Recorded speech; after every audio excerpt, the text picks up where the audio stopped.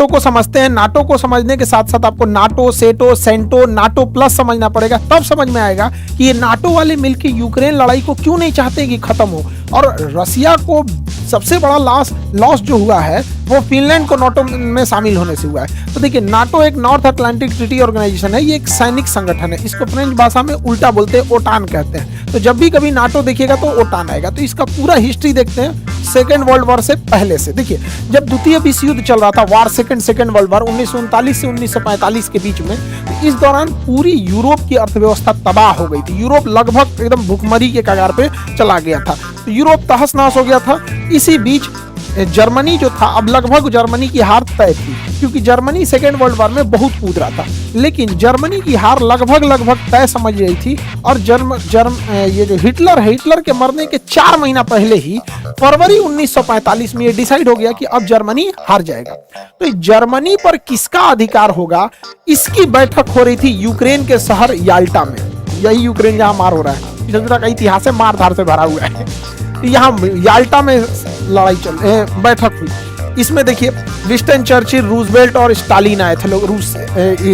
Winston Churchill Britain, Roosevelt America से, Stalin जो आए थे रसिया से। तय ये हुआ कि जर्मनी जैसे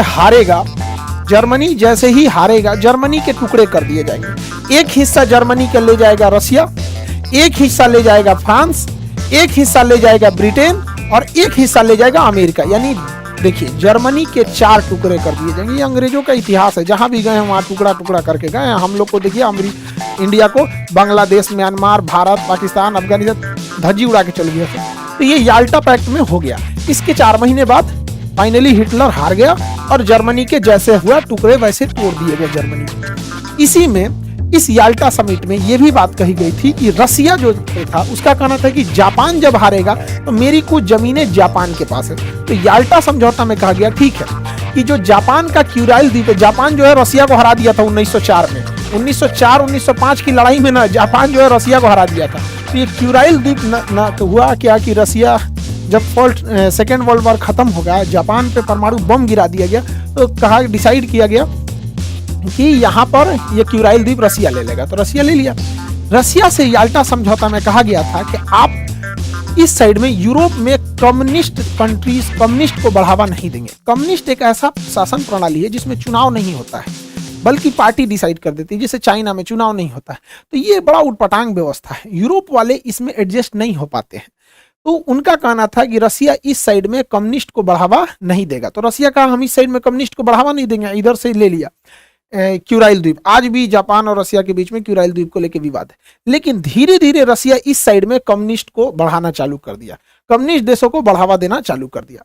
इसका संदेह हो गया उस समय के तत्कालीन जो अमेरिका के राष्ट्रपति थे 1945 में, यहाँ पे ट्रूमैन को आभास हो गया कि इस साइड में ठीक है, रसिया उधर चला गया, रसिया भी कम्युनिस्ट है, या आपका चाइना भी है, उत्तरी कोरिया भी तानाशाह है, कम्युनिस्ट के बराबर ही होते हैं। तो उन्होंने देखा कि रसिया को इस साइड में रोकना बहुत ज्यादा जरूरी है, लेकिन रसिया अपना एग्रेशन करते ही जा रहा था। इसी बीच में फरवरी 1948 में रसिया जो था उस समय सोवियत संघ था, तो रसिया के साथ था एस्टोनिया, लातविया, लिथुआनिया, ये पूरे के पूरे रसिया का ही पार्ट था। सोवियत संघ उस समय union of Soviet socialist Republic, USSR नाम था रसिया का, तो ये सब उसी के साथ थे। ये आपका बेलारूस, यूक्रेन, मोल्डोवा, ये भी रसिया के साथ ही थे, उसका पार्ट था। ये काकेशस देश, जॉर्जिया, आर्मेनिया, अजरबैजान रसिया के साथ था। ये सेंट्रल एशिया के कजाकिस्तान, किर्गिस्तान, ताजिकिस्तान